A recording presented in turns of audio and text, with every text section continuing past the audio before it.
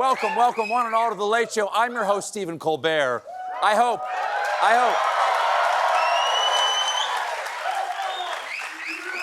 hope all of you have stretched out your hammies, because it's a full-on sprint to the election. 104 days, and we are not stopping till November 5th. So grab a Gatorade and slap some Band-Aids on your nipples.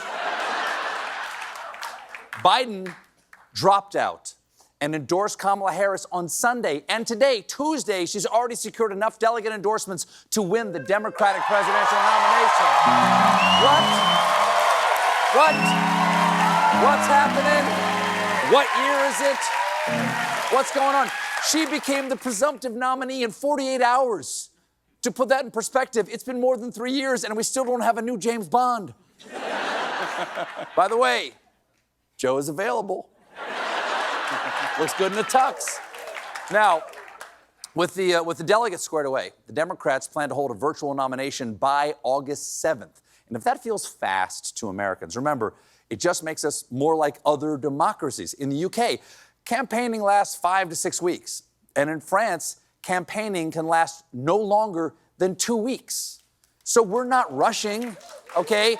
We're just doing this election Euro style. We can all fill out the ballot with a baguette while sitting on one of those toilets with the butt fountain. I hear good things. I'm not sure if I would ever leave the house. Democrats everywhere are feeling the Kamala-mentum. Her campaign broke a single-day fundraising record with 1.1 million individual donors, and 60% of those donors were making their first contribution to the 2024 cycle. Holy cow! I mean, first of all, welcome to democracy, my friends. Your donation comes with a great reward, 1,000 emails saying, "Stephen, I'm asking one last time."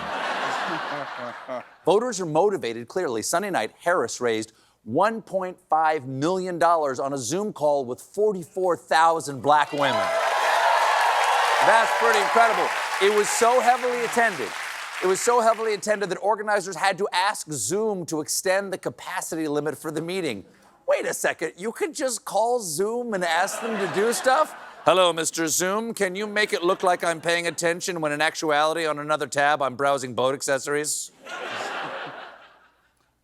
Last night, this is just last night? Last night, Harris paid a visit to campaign headquarters and got a call from a big supporter, Joe Biden. Joe, I know you're still on the call, and we've been talking every day. You guys heard it from Doug's voice. We love Joe and Jill. We really do. They truly are like family to us. So do we. And we do, everybody here does. It's mutual. I knew you were still there. You're not going anywhere, Joe. I'm watching you, kid. I'm watching you, kid. I love you. I love you, Joe. Oh. Isn't that lovely? Isn't that nice? He's like, what is he? He's an inspiring, disembodied voice, encouraging the next generation to defeat the dark side. He's Obi-Wan Kenobi.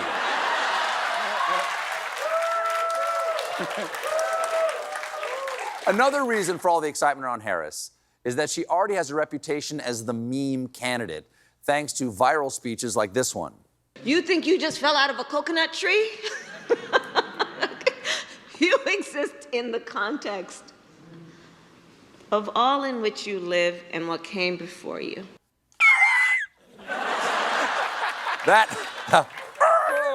That whiplash tone shift could be the preview of some very interesting presidential announcements. I didn't just slip on a banana peel into a kiddie pool full of pudding. This afternoon, I ordered airstrikes on Syria. Now, the internet...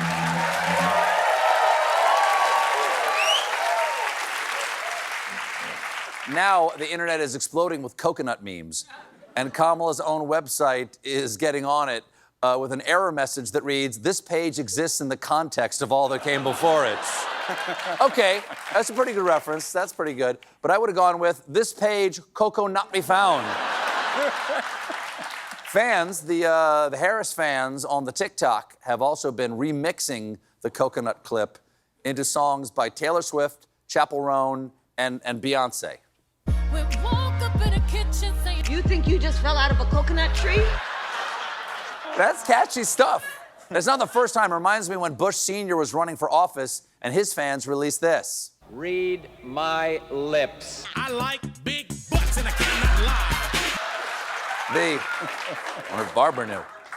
The memeification of the Harris campaign went into overdrive Sunday when singer Charlie XCX tweeted, "Kamala is Brat." And then the Harris team responded by giving their official Twitter profile a Brat theme, leading many to now call Kamala's run the Brat campaign. And if you're a little confused about this Brat thing, you're not as confused as CNN. I am supposed to say, that's Brat. That is a cool thing. It has a color.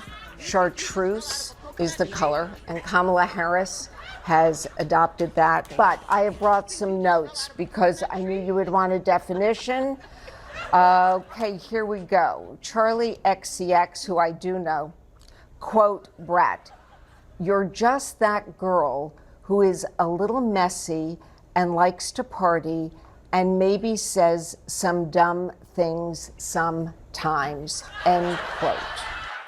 Because nothing says, I am hep to what's hip, like printing out a meme and putting on your reading glasses. What's this? Do we have this? This just in, ladies and gentlemen, according to my sources here, the boyfriend is walking with his girlfriend, who is labeled healthy homemade dinner, and he is distracted by another female in a red dress walking in the opposite direction, labeled half a carton of leftover chicken pad thai.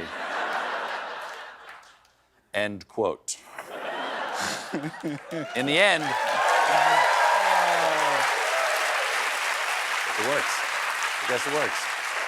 In the end, anchor Jake Tapper embraced the Brattening. So is the idea that we're all kind of Brat and Vice President Harris is Brat? Well, I don't know if two you're of- Brat. I think you right, aspire two to of us- be Brat. right, Jake. You right. don't just become Brat. Oh, okay. You have to try. you can work at it. I will aspire to be Brat. Well, my good friend Jake may aspire to be Brat, but according to the news, Stephen Colbert is Brat, actually.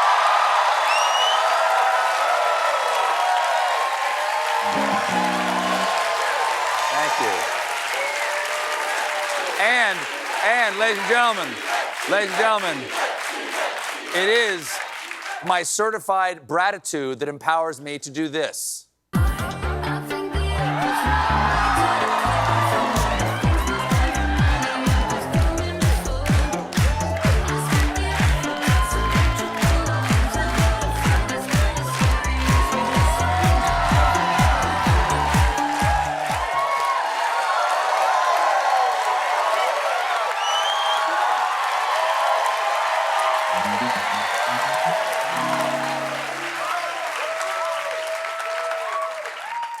Your move, Tapper. You can tell that Biden dropping out was a good decision for the Democrats because Trump hates it. On Sunday, he posted this. So we are forced to spend time and money on fighting crooked Joe Biden. He polls badly after a terrible debate and quits the race.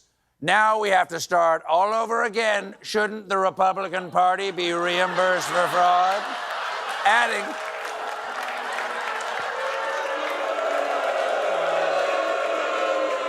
Adding, if anybody's looking to purchase about 50,000 Let's Go Brandon t-shirts, give me a call. For every box sold, I'll throw in one classified document. That's fun, isn't it? Let's go, Brandon. Brandon went. Trump also took one final shot at Biden's age. Tomorrow, crooked Joe Biden's going to wake up and forgot that he dropped out of the race today. Then yesterday morning, he posted, it's a new day and Joe Biden doesn't remember quitting the race yesterday. Do you remember making that joke yesterday? Joe Biden's memory is so bad, he doesn't remember what he just said. And Joe Biden's memory is so bad, He doesn't remember what he just said. And when you think about it, folks, it just occurred to me, Joe Biden's memory is so bad. Now,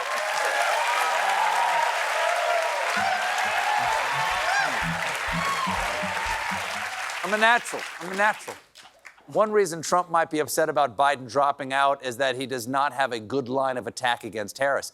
The best he has so far is this weird nickname he trotted out a couple of weeks ago. Laughing Kamala, Laffin apostrophe. Laughing. Laughing Kamala. Laughing Kamala, experiencing joy like a total freak, they call her capable of human emotion Harris, the not dead inside Veep. She's not at all sad, folks, and we all know what that is. Sad. Trump's also jealous of how everyone's talking about Joe Biden's patriotic and selfless sacrifice for the greater good, posting, "Wow, just watching the fake news, and they're doing their very best to turn the worst president in the history of our country into a brilliant and heroic leader." Well, Donald, if you really want to steal his thunder, all you have to do is drop out. I mean, it's right there. That's all you got to do. Wow. Just imagine.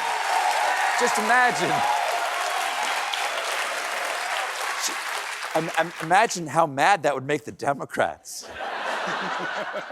Now, one reason Trump might be struggling to find a good attack on Harris is that deep down he likes her.